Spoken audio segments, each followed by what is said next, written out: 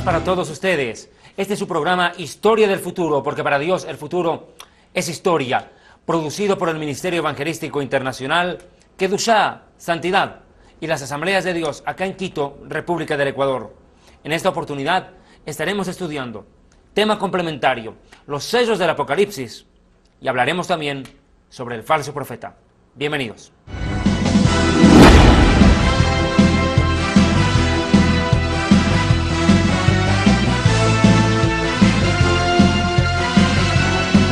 Bien, para comenzar nada más ya este estudio fascinante sobre la profecía bíblica, yo les quiero pedir un favor con el más debido de los respetos. En principio, tomen su Biblia, bolígrafo y papel, pero también les ruego encarecidamente que tengan la amabilidad de guardar silencio, de aprovechar al máximo esta enseñanza. Desgraciadamente a veces la charla perturba la enseñanza. Aprovechen al máximo estas enseñanzas que el Ministerio Evangelístico Internacional, Kedushá, Santidad y el programa Historia del Futuro, porque para Dios el futuro es historia, ponen a su disposición amigos directos en toda Iberoamérica. Apocalipsis 6, versículos 5 en adelante, tengan la amabilidad. Cuando abrió el tercer sello, oí al tercer ser viviente que decía, ven, y miré, y vi un caballo negro. El que lo montaba tenía una balanza en la mano, y oí una voz de en medio de los 4 seres vivientes que decía, 2 libras de trigo por 1 denario, y 6 libras de cebada por 1 denario, pero no dañes el aceite ni el vino. Como habíamos visto en los programas precedentes, la tribulación tendrá en principio un acuerdo de paz y seguridad con el anticristo a la cabeza de Israel, con el mundo árabe y el pueblo palestino, con mediación de la Unión Europea, por 7 años. Dijimos también que a los 3 años y medio este acuerdo de paz sería quebrantado unilateralmente por el anticristo y daría lugar a lo que ya se enseñó, la invasión de Gog y Magog, descrita en Ezequiel 38 y Ezequiel 39, en las cuales Rusia, junto a Irán, Alemania y 37 naciones más, invadirán a Israel a mediados de la tribulación o ese periodo de angustia que sobrecogerá al mundo luego del arrebatamiento de la iglesia. Pero como consecuencia directa de la guerra ocurre este tercer sello del Apocalipsis. Ustedes notarán directamente alusión al hambre. La hambruna en la tierra va a ser terrible. Hoy en día, la OMS, Organización Mundial para la Salud, ha publicado en este tiempo datos estadísticos escalofriantes sobre la hambruna. Se dice que hasta el año 2010, escuche bien, hasta el año 2010, 1.000 millones de personas estarán viviendo en la pobreza absoluta, prácticamente en la mendicidad. Escuche bien, 1.000 millones de habitantes, el equivalente prácticamente a toda la población de la China, estarán viviendo en la mendicidad, ni siquiera en la pobreza, y sin tener la más mínima opción de alcanzar a abastecerse de alimentos. Las guerras coadyuvarán a ello. Obviamente, después de las guerras, las hambrunas son la secuela, es el resultado. Otra cosa no se puede esperar después de una guerra. Una hambruna y una carencia de alimentos fatídica para la humanidad. Pero más allá de eso, ¿quiere que le diga algo? Hoy en día ya, en África, y las imágenes que estamos viendo de fondo lo corroboran, el África realmente es un dolor de cabeza para el mundo. Un quebrantamiento de corazón para la humanidad, ver niños de 3, de 4 años que no tienen posibilidades de sobrevivir. El índice de mortalidad infantil por falta de alimentos es algo aterrador en este planeta. Es algo que parte el alma definitivamente. Estas imágenes que ustedes están viendo en este momento creo que hablan por sí mismas para describir cómo se está viviendo en el África, en algunos países del Asia. Es realmente una cosa escalofriante, es horroroso lo que se está viviendo en el mundo hoy. Pero quiere que le diga algo también importante. Mire que lo que le diré es bien serio, escuche por favor. En algunos países del África, ¿sabe qué está haciendo la humanidad para alimentarse? Esto es increíble. Están desenterrando cadáveres recién enterrados para comérselos. Hay países en el África, como en Sudán, por ejemplo, donde comer una rata, escuche bien, comer una rata es un alimento lujoso.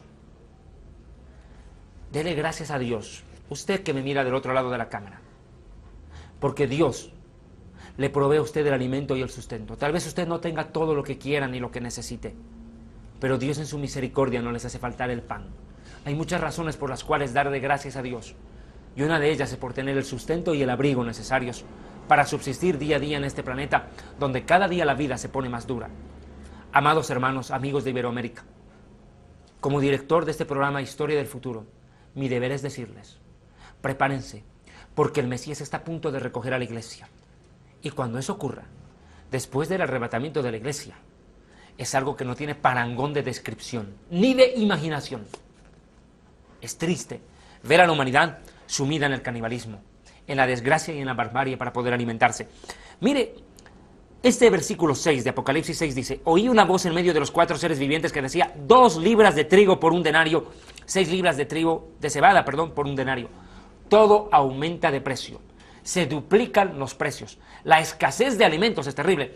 Y tocaremos también esto más adelante. Mire, no solo habrá una escasez de alimentos. Hoy en día uno de los verdaderos problemas con los cuales se está afrontando la humanidad es la escasez de agua potable. Escuchen bien.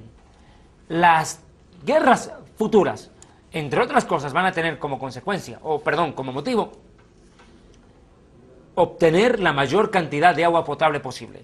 Los países están viendo en peligro la subsistencia debido a la escasez del líquido elemento. Acá los alimentos se duplican de precio. La humanidad queda prácticamente sumergida en la desesperación. No hay dinero suficiente para poder comprar lo que se necesita. Primero, que no hay dinero. Y segundo, que no hay qué comer. La humanidad queda entre la espada y la pared, acogotada. Pero tome otro detalle, por favor. La parte final del verso 6 de Apocalipsis 6 dice: pero no da ni el aceite ni el vino.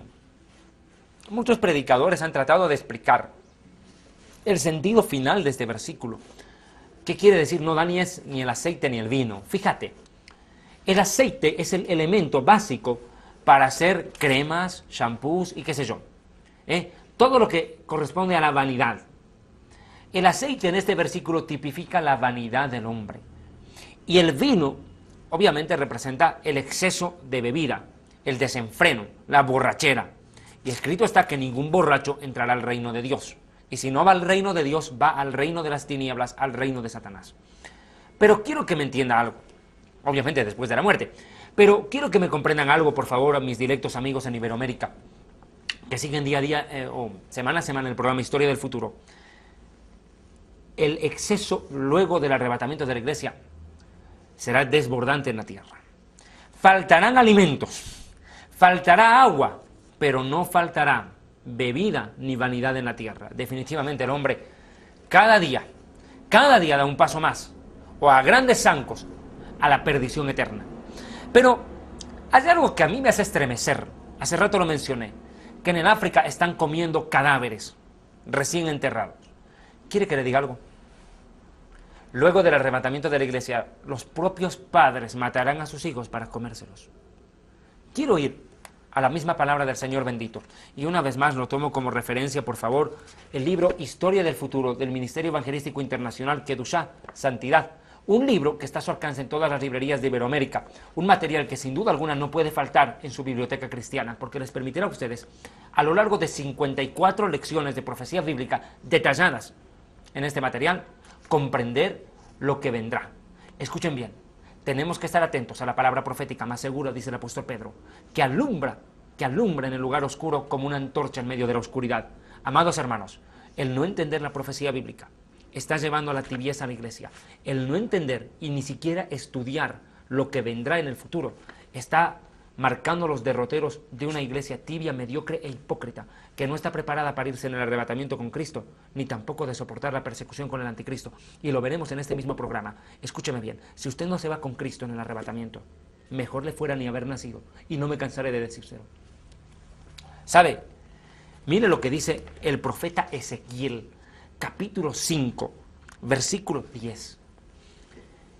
Yo haré en ti, dice el profeta, el Señor a través del profeta, lo que nunca hice. Mire, nunca pasó algo terrible, aunque en otras oportunidades hubo canibalismo en la tierra, pero lo que se viene es terrible. Ni jamás volveré a hacer cosa semejante, a causa de todas tus maldades. Por eso, dice Ezequiel 5:10, los padres comerán a sus hijos en medio de ti, y los hijos se comerán a sus padres. Haré en ti juicios, y esparciré a todos los vientos lo que quede de ti. ¡Qué impresionante profecía! Los mismos padres comerán a sus hijos, y los hijos se tendrán que comer a sus propios padres. Una verdadera desgracia. Pero lo dije, esto no solamente está en el futuro descrito por la Biblia, sino que la misma Biblia, que es un libro eterno, que desglosa el pasado, el presente y el futuro y la eternidad, también cuenta que en la época pasada esta desgracia ya ocurrió. ¿A quiénes? A nosotros los judíos. Nos tocó vivirlo en carne propia, en diversas oportunidades, no solo una vez. Y quiero decirlo claro, para aquellos que niegan el holocausto en Europa, donde 6 millones de judíos y otras razas y pueblos más perecieron, no perecieron o se fueron afectados, creo que es la palabra más clara, gitanos también, que fueron víctimas de la horrenda persecución de Adolfo Hitler, en los campos de concentración, la comida era carne humana, en muchos casos. Eso ni la mejor de las películas, entre comillas, mejor, lista de Schindler u otras, lograron plasmar, porque eso no se puede describir. El horror de la Segunda Guerra Mundial, escúchame bien, quedará pequeño con relación a la gran desgracia que se avecina a la humanidad en la Tercera Guerra Mundial. Ahí no solo serán 6 millones los que mueran, serán millones de millones, y es más, me anticipo. La Escritura anuncia, la palabra del eterno y bendito Rey del universo, que permanece para siempre, anuncia que al final de la tribulación, de esos 7 años de angustia en la tierra, luego del arrebatamiento de la iglesia, y digo bien, luego del arrebatamiento de la iglesia, 2/3 partes de la humanidad habrán desaparecido. El planeta quedará casi despoblado con tanta mortandad. Pero miren, les decía yo, comer carne humana en tiempo de sufrimiento no es algo solamente del futuro. Ya la Biblia recuerda y hace reminiscencia a este acontecimiento en el pasado. Segunda de Reyes, capítulo 6, versículos 26 al 30, describe algo impresionante. Mire lo que dice la Escritura. Verso 26. Y pasando el rey de Israel por el muro, una mujer le gritó: Rey, Señor mío, ayúdame. Y él le dijo: si el Señor no te salva, ¿cómo te puedo salvar yo? Imagínese la impotencia de un gobernante, el de Israel en aquel tiempo, que ve sobrepasada su capacidad de ayuda ante semejante calamidad. Del granero, del lagar, ¿de dónde puedo sacar comida para darte?, le dice a una mujer que le gritó, pidiéndole auxilio por falta de alimentos. Verso 28. Y el rey de Israel respondió: ¿qué tienes?, le dijo, ¿qué es lo que te pasa? Ella le respondió: esta mujer me dijo: dame acá a tu hijo y comámoslo hoy, y mañana comeremos a mi hijo. Cocinamos pues a mi hijo hoy y lo comimos. El día siguiente yo le dije: dame acá a tu hijo y comámoslo. Pero ella ha escondido a su hijo.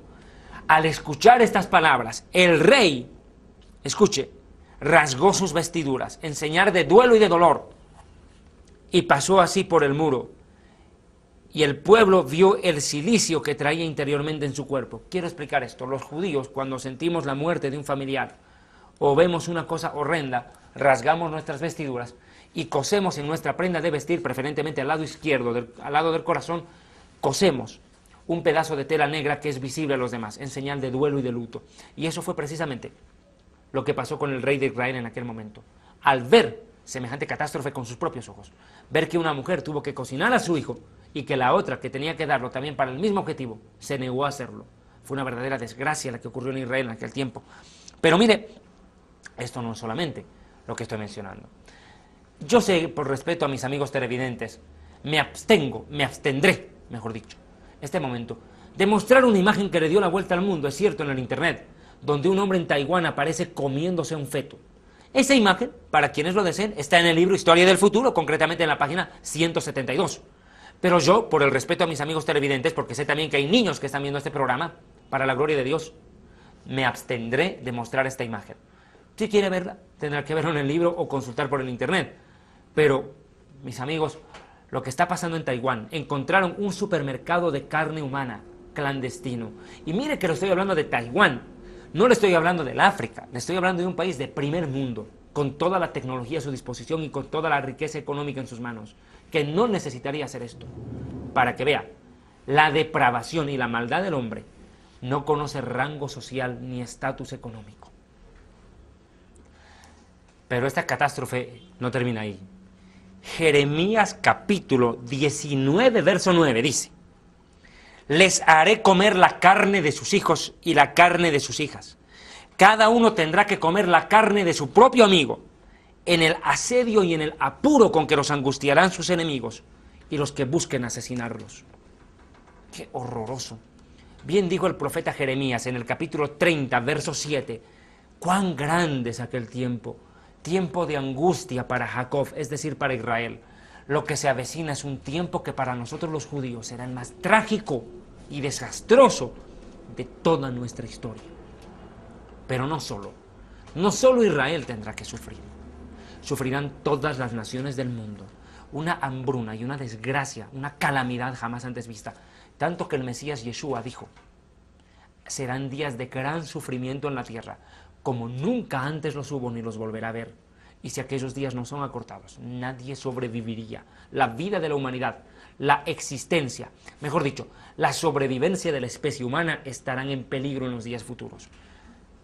Pero mire, Isaías capítulo 9, verso 20, dice la Escritura, complementando esto: cada uno come la mano derecha y tiene hambre, come a la izquierda y no se llena, cada cual come la carne de su propio prójimo. Isaías describiendo lo que vendrá. Pero mire, Yeshua dijo en Mateo 24, verso 7, se levantará nación contra nación y reino contra reino. Habrán enfermedades y habrán hambrunas en diferentes lugares. Las hambrunas no son propias del África. Hoy en Iberoamérica, países como Haití y mi natal Bolivia están viviendo un tiempo de muy difícil situación. La mortalidad infantil, la carencia de alimentos, la desnutrición, están haciendo presa, como en Haití, de más del 65% de su población en Latinoamérica. Realmente es triste el cuadro que nos toca ver ante nuestros propios ojos. Y lo más triste es decir que este solamente es el principio de lo que vendrá. Por eso, mis amados amigos y hermanos, este es el tiempo en el cual buscar a Dios es imprescindible para poder escapar de las cosas que vendrán. Israel y las naciones tendrán que soportar una persecución horrenda, un sufrimiento indescriptible. Pero la iglesia escapará antes que todo esto comience, o mejor dicho, antes que esto se agrave. El Mesías está viniendo por nosotros. Como hemos venido estudiando a lo largo de este programa, quería describir el libro de Lamentaciones, capítulo 1, verso 11, citar este pasaje para complementar a lo que venimos enseñando. Dice el profeta Jeremías, que es el escritor del libro de Lamentaciones: todo su pueblo buscó gimiendo el pan, por la comida, y para seguir viviendo dieron todas sus cosas preciosas. Mira, Señor, cuán abatido me siento, dice el profeta Jeremías al describir la calamidad del tiempo futuro. La gente, para seguir viviendo, será capaz de cambiar una casa, un automóvil, por un pedazo de pan. ¿Puede entenderlo, querido? Por un pedazo de pan, por un mendrugo de pan, la gente será capaz de entregar su casa, su automóvil, un edificio o lo que sea. Dice que para seguir viviendo darán todas sus cosas preciosas. Se darán cuenta muy tarde, que lo material no sirve de nada. Y también se darán cuenta que no se trata de llenar solo el estómago. Es tiempo de llenar el corazón y es tiempo de hacerlo ahora. Y el corazón solamente se puede llenar cuando nos alimentamos de la palabra bendita de Dios. Así como la comida es alimento para el estómago, la palabra de Dios es el alimento para el corazón del humano. Pocos lo entienden, pocos lo quieren entender, y los que lo entienden son bienaventurados, dice el Señor. Pero mire, Lamentaciones capítulo 4, 9 y 10 hace una descripción, pero impresionante. Mire, más dichosos, dice Jeremías en el libro de Lamentaciones 4, 9, más dichosos fueron los muertos a espada que los muertos por el hambre, porque estos murieron poco a poco por faltarles los frutos de la tierra. Las manos de las mujeres piadosas cocinaron a sus hijos. Mire, Las manos de las mujeres piadosas cocinaron a sus hijos. Sus propios hijos les sirvieron de comida en el desastre de la hija de mi pueblo. Dos cosas en este versículo. Las mujeres piadosas cocinan a sus hijos. Imagínense las malvadas que hoy en día también existen y son capaces de abortar y matar a sus hijos, indefensos en el vientre. Una mujer que aborta es una mujer despiadada, una mujer que aborta deliberadamente. Pero una mujer piadosa que se vea obligada a hacer eso, imagínense el grado de dolor y sufrimiento que estará viviendo la humanidad para tener que recurrir a semejante barbarie. Comerse a sus propios hijos las mujeres piadosas. Segundo detalle, el profeta Jeremías, en este pasaje habla en pasado, dice, más dichosos fueron los muertos a espada que los muertos por el hambre. Claro, es mejor morir de un disparo en la cabeza, de una vez por todas. Si vamos a morir, muramos rápido.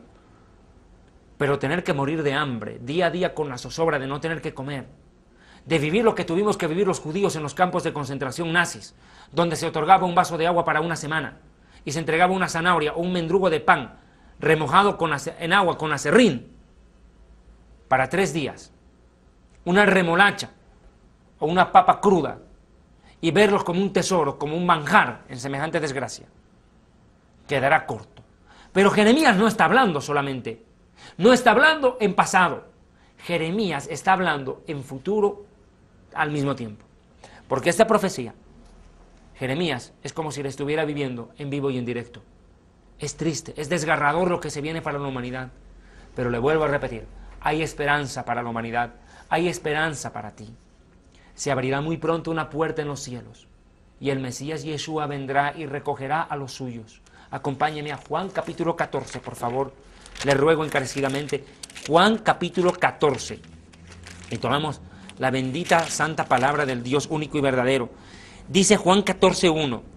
Pero después Yeshua, Jesús les dijo a sus talmidim, a sus discípulos, no se preocupen, confíen en Dios y confíen también en mí. En la casa de mi Padre, la casa del Padre está en los cielos. Hay lugar para todos ustedes. Si no fuera cierto, no les hubiera dicho que voy allá para prepararles lugar. Después de esto, vendré otra vez y los llevaré conmigo, los recogeré. La Reina Valera dice, los tomaré a mí mismo, los recogeré. Y así estaremos juntos en la casa de mi Padre. Dios tiene un plan para tu vida. Escúchame bien, hermanos y hermanas en Iberoamérica. El bendito Rey del Universo tiene un lugar preparado para ti en los cielos. La invitación está hecha para que asistas a una cena de gala en los cielos. Una cena con un lujo que tú nunca jamás pudiste imaginar. Allí hay un lugar para ti en los cielos. Prepárate. Pero a ti, que no tomas en cuenta estas palabras, tendrás que mirar desde la tierra, con tus propios ojos, el sufrimiento que se viene. Habrás querido llegar a los cielos, pero será tarde para ti. Escúchame bien. El Señor tiene un lugar para ustedes en el cielo. No rechacen esta invitación. Dios les ama y quiere que escapen de las desgracias que vendrán. Pero ahora voy a otro pasaje más. ¿Qué pasará con el dinero? ¿Será que existirá dinero en el tiempo de la tribulación, en el tiempo del anticristo, que la gente tendrá por lo menos una moneda en el bolsillo? Tendrá, pero se llevarán la sorpresa cuando lea lo siguiente. Escuchen bien. El dinero será abolido por un decreto mundial del anticristo, así como me oyen. La globalización económica de la cual tanto habla el mundo hoy en día apunta a que en un futuro cercano se cree un solo sistema económico mundial, que no haya un mercado común europeo, un mercado común norteamericano, no, un mercado común económico mundial donde el dinero dejará de existir. El billete y la moneda desaparecerán por un decreto mundial del personaje llamado el anticristo. Tendrá tanto poder el anticristo que se atreverá a ordenar al mundo por un simple decreto que tiren a la calle sus monedas y billetes, porque no les servirá para nada. Y entonces vendrá lo que estudiaremos más adelante y con más calma, un microchip, que aquellos que lo reciban alcanzarán a obtener alimentos y aquellos que no tendrán que pagar con sus propias vidas, pero en salvedad alcanzarán la salvación. Pero eso lo veremos más adelante. El fin del dinero está profetizado por la Biblia. Escuche, el dinero terminará. Y eso lo digo porque el dinero dio muchos pasos a lo largo de la historia. Primero era el trueque, acuérdense, el trueque, cambiar papa por yuca. en los pueblos antiguos. Después era pagar en monedas de oro, luego vinieron pagos en monedas de plata, se inventó la moneda de níquel, luego aparecieron los billetes, los cheques, las tarjetas de crédito, y por último vendrá un microchip que será implantado prácticamente por la fuerza para que la humanidad pueda sobrevivir si es de que quiere realmente hacerlo. La Biblia dice que el dinero desaparecerá. Ezequiel 7:19 dice: arrojarán su plata a las calles y su oro será desechado. Ni su plata ni su oro podrán librarlos en el día del enojo del Señor. No saciarán su alma ni llenarán sus entrañas, porque ha sido tropiezo para su maldad. Y por si fuera poco, Sofonías lo confirma. Capítulo 1, verso 18 dice: ni su plata ni su oro podrán librarlos en el día del enojo del Señor, pues toda la tierra será consumida por el fuego de su enojo, porque Él exterminará repentinamente a los habitantes de la tierra. Definitivamente, el tiempo futuro es terrible para la humanidad. Pero les repito, el Señor abre una puerta de esperanza. Pero ¿qué pasará con aquella gente que tire su plata a las calles y su dinero? Lo veremos en el siguiente video.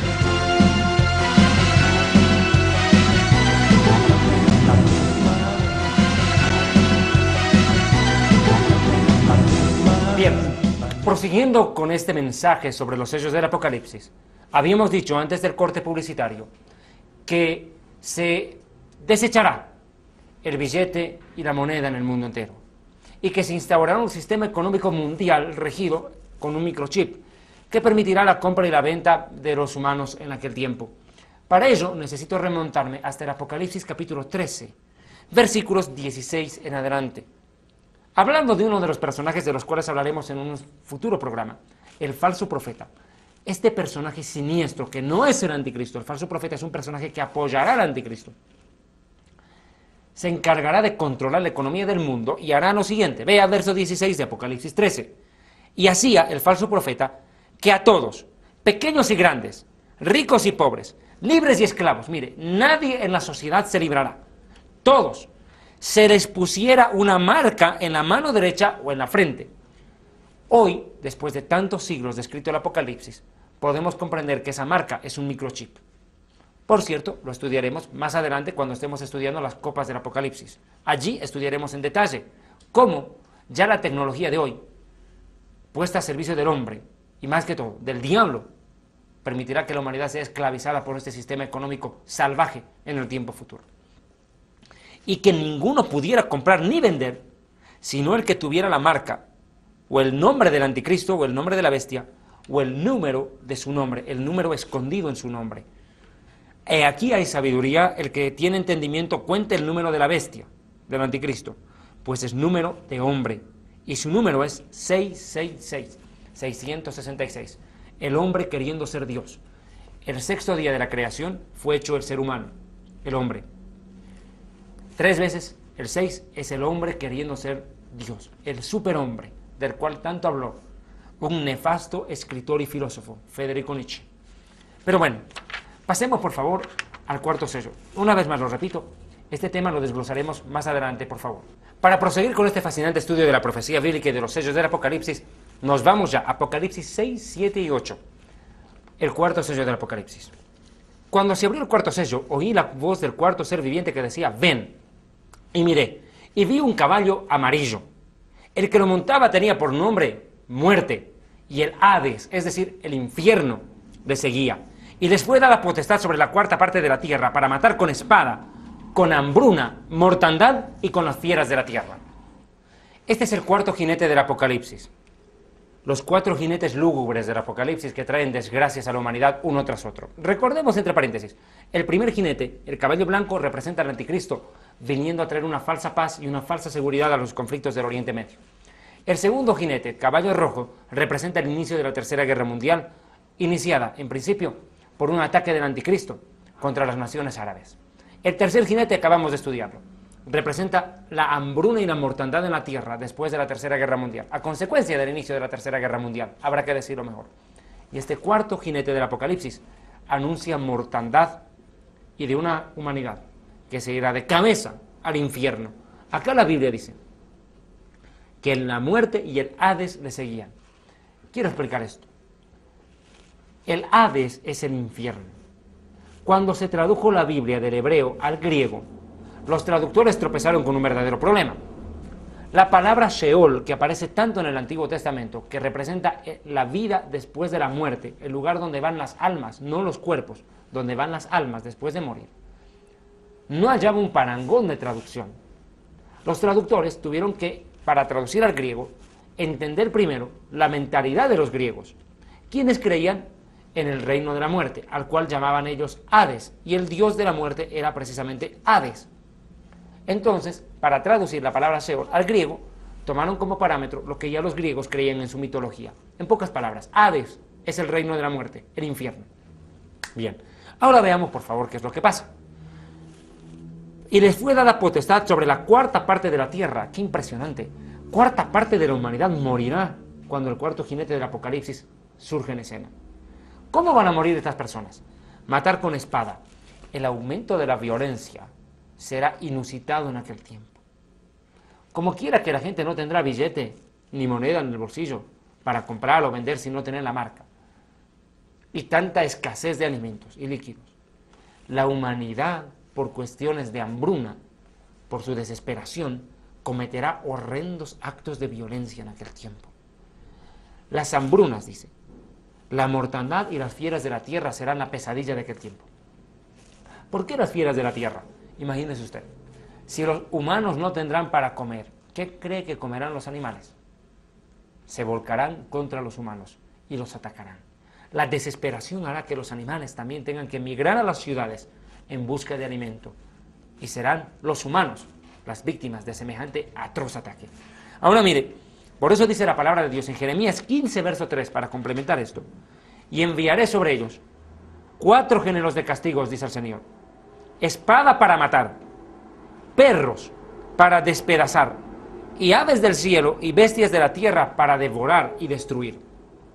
La humanidad quedará cercana con tanta desgracia. Mateo 24, 7 y 8 dice el Mesías: se levantará nación contra nación, reino contra reino, y habrán pestes, hambrunas y terremotos. Pero además hay que tomar en cuenta Ezequiel 5:12, escuche: una tercera parte de ti morirá por la peste, y será consumida por el hambre en medio de ti. Una tercera parte caerá a espada alrededor de ti, víctima de la violencia, y a otra tercera parte esparciré por todos los vientos, y en pos de ellos desenvainaré espada. La ira de Dios caerá con toda su furia luego del arrebatamiento de la iglesia. Estos son los últimos tiempos, antes de que el Mesías recoja la iglesia. Arrepiéntase, entréguele su vida al Mesías. No desaproveches la oportunidad que hoy tienes, porque después llorarás y anhelarás un minuto de este tiempo. Está escrito en la palabra de Dios: mejor es tu misericordia, Señor, que la vida misma. ¿De qué le vale al hombre vivir 80 años en la tierra si nunca experimentó un minuto en la presencia de Dios? ¿De qué le sirve? Arrepiéntase. La presencia de Dios está cercana a todos los que le invocan, y le invocan de corazón. Dios se manifiesta a todos aquellos que le buscan con un corazón humilde y sincero. Hágalo en esta noche. El Señor quiere manifestarse a su vida. No desaproveche esta oportunidad, porque lo que viene es espantoso para los que se queden, pero para aquellos que partan en el día del arrebatamiento, hay un lugar de gozo en los cielos, preparado por el Dios Altísimo para todos aquellos que le aman, le sirven y le siguen. Quinto sello del Apocalipsis, tomando de parámetro el libro Historia del Futuro del Ministerio Kedushá, Santidad. Apocalipsis 6, 9 en adelante, dice la palabra de Dios: cuando abrió el quinto sello, vi debajo del altar las almas de los que habían sido muertos por causa de la palabra de Dios y del testimonio que tenían. Clamaban a gran voz diciendo: ¿hasta cuándo, Señor, santo y verdadero, vas a tardar en juzgar y vengar nuestra sangre entre los que habitan sobre la faz de la tierra? Entonces se les dieron vestiduras blancas y se les dijo que descansaran un poco de tiempo todavía, hasta que el número de sus consiervos y hermanos hayan de ser muertos, igual que ellos. Este quinto sello del Apocalipsis ya no tiene lugar en la tierra. El primero, segundo, tercer y cuarto jinete del Apocalipsis ocurren en la tierra. El quinto sello describe el cielo. ¿Qué ocurre en este pasaje de la Biblia?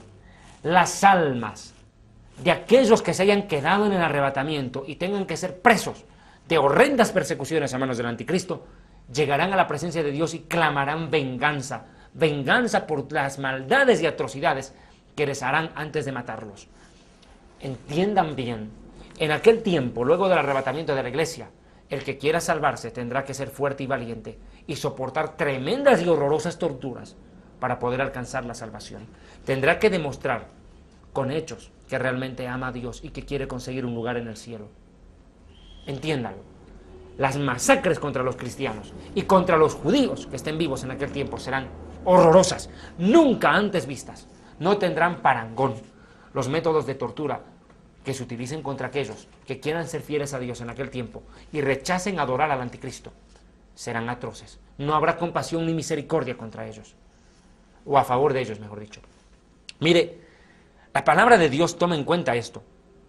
Las almas de los que habían muerto por causa de la palabra de Dios y del testimonio que tenían. Pero yo quiero hacer una pausa breve en este sentido. Existe una secta con una doctrina tremendamente peligrosa, llamada los Testigos de Jehová. ¿Alguna vez escuchó de ellos? ¿Alguna vez golpearon la puerta de su casa con una atalaya o qué sé yo y vinieron a buscar a usted para supuestamente hablarle la palabra de Dios? Pues bien, les daré un consejo. No los reciban. No los reciban. Y la Biblia dice que si usted los recibe y les dice bienvenidos, se hace cómplice de su pecado. Comprobemos esto, por favor, a la luz de la palabra de Dios. Segunda de Juan, capítulo 1, versículo 10. Escuche con atención. Cuando algún testigo de Jehová venga a golpear la puerta de su casa, mire lo que debe hacer.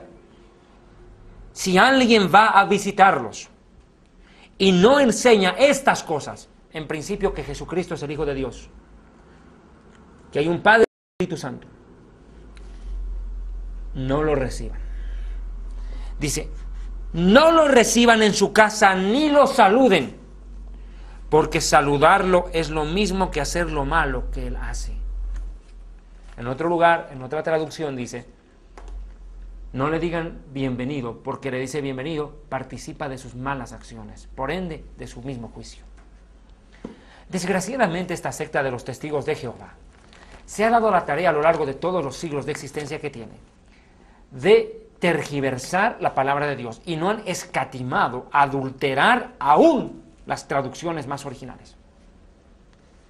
Theodore Russell, el fundador de los Testigos de Jehová, supuestamente un iluminado, se dio la tarea de emprender una traducción que según él consideraba fidedigna de la Biblia, de las Sagradas Escrituras. Y lo único que hizo fue adulterar, quitar, modificar, añadir y hacer lo que le dio la regalada gana con la palabra de Dios y hacerse una Biblia a su imagen y semejanza, entre comillas, una Biblia, habrá que decirlo. Según los Testigos de Jehová, cuando una persona muere, todo se acabó. Que el fin del mundo, o el fin de la persona, mejor dicho, es en la tumba, que todo se acaba cuando uno llega al ataúd. Se equivocaron. Cuando Dios creó al ser humano, lo hizo a su imagen y semejanza. ¿Pero qué quiere decir eso? ¿Que tiene ojos, manos, pies, dedos? No.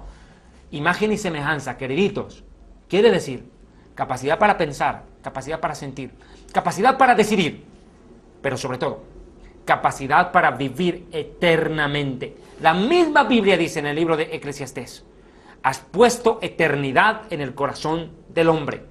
El ser humano fue creado para vivir eternamente. Su paso por la tierra puede durar 10, 20, 30, 40, 60, 70, 80 años, 100 años. Ya, a lo sumo. La persona más anciana del mundo ahorita creo que tiene 115 años. ¿Y después de eso qué? Si el hombre es eterno, entonces, ¿qué?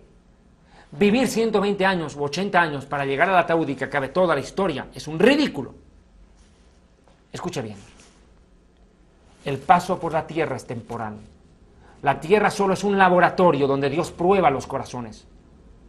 Y cuando el producto, si quiere que lo llame así, es hallado bueno, el Señor se lo lleva para el cielo. Pero cuando no da el resultado que Dios espera, es echado al basurero. Y ese basurero se llama infierno. Los Testigos de Jehová dicen que no existe el infierno, que esta vida es el infierno. Vaya payasada. Si esta vida es el infierno, ¿por qué los Testigos de Jehová no andan apestando a azufre y echando fuego por todo lado? Porque la Biblia dice que en el infierno hay fuego y azufre. Lo más terrible de ello, y vamos a ir al versículo en cuestión, los Testigos de Jehová se agarran de un pasaje de la Biblia que lo quieren entender a su gusto y no como el Espíritu Santo enseña. Mire lo que dice Eclesiastés. Eclesiastés capítulo 9 es el caballito de batalla sobre el cual cabalgan los Testigos de Jehová para supuestamente probar que la vida acaba en la tumba. Miren, verso 4 de Eclesiastés 9. No hay mucho don de elegir, aunque mientras haya vida hay esperanza. Por eso digo, dice el rey Salomón, más vale plebeyo vivo que rey muerto. Los que aún vivimos sabemos que un día habremos de morir, pero los muertos ya nada saben, ni esperan nada, y muy pronto son olvidados. Con la muerte se acaban sus amores, sus odios, pasiones y su participación en todo lo que se hace en esta vida. Exacto. Acá más bien Salomón está diciendo todo lo contrario a lo que los testigos de Jehová entienden. Según los testigos de Jehová, primero, a ver, ¿qué entienden los testigos de Jehová acá? Que los muertos nada saben, que su odio, su amor es puesto en el olvido, que no sienten nada después de la muerte, que todo acaba ahí. Entiendan. Salomón está hablando del cuerpo de una persona, del cuerpo del cadáver, pero no del alma del cadáver. El cuerpo obviamente no siente nada. Usted puede patear a un cadáver, el cadáver no se va a levantar a defenderse, querido. Pero el alma siente. La vida después de la muerte es una realidad. Miren, los testigos de Jehová entienden que todo se acaba en la tumba. Pero acá Salomón lo que está diciendo es que para el cuerpo humano todo acaba cuando llega al cajón. El cuerpo no siente, no demuestra amor, no demuestra afecto. Por eso, orar a un muerto o esperar que el muerto responda es una ridiculez. Porque el cuerpo del cadáver no puede moverse, creo que eso es más que lógico. Pero el alma siente, vive eternamente. Y es más, dicen los testigos de Jehová que Lázaro y el rico, la parábola de Lucas 16, es meramente una parábola. Como si parábola fuera lo mismo que fábula. Queriditos, el Mesías no nos vino a contar chistes, no nos vino a contar el cuento de Caperucita Roja y el lobo feroz. Las parábolas no son fábulas. Las parábolas son ilustraciones espirituales de algo real que tal vez no lo podemos ver con nuestros ojos, pero existen en el mundo espiritual. Y la vida después de la muerte existe en el mundo espiritual, no en el mundo material. Desgraciadamente, mientras las personas no mueren, parecieran que no entendieran esta verdad. Acá Apocalipsis, y vuelvo al Apocalipsis capítulo 6, demuestra que las almas después de muertas sienten. Mire, las almas claman venganza. Eclesiastés dice que los muertos nada saben, que su odio feneció, que su amor terminó. Bueno, su odio feneció. Entonces, ¿cómo es que en el Apocalipsis aparecen clamando venganza? ¿No le parece contradictorio? Claman venganza, dice, ¿hasta cuándo, Señor santo y verdadero, vas a tardar en juzgar y vengar nuestra sangre en los que habitan en la faz de la tierra? ¿Se da cuenta?